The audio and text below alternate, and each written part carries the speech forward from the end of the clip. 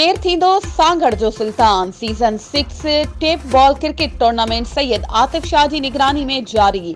पहिरियों semifinal Sialkot sports ऐं जमायती cricket club विच में थियो।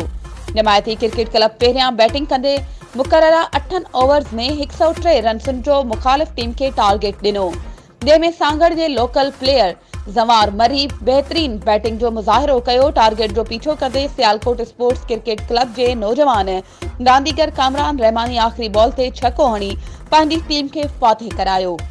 सियालकोट तरफ़ां ज़ुहैब मलिक मुख्तियार छछर पिण बहितरीन बैटिंग जो मुज़ाहिरो कयो।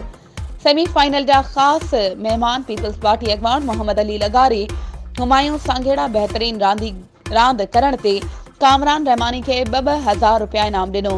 जॾहिं टूर्नामेंट में सैयद आतिफ शाह, अब्दुर्रहमान खासकेली, रमज़ान जाना, आसिफ कुरैशी, ज़ीशान सांघेड़ा, शाहिद जेतोई कमेंट्री जा जोहर ॾेखारिया, जॾहिं त याज़ मीर, अदनान चाकराणी फेसबुक ते लाइव कवरेज कई।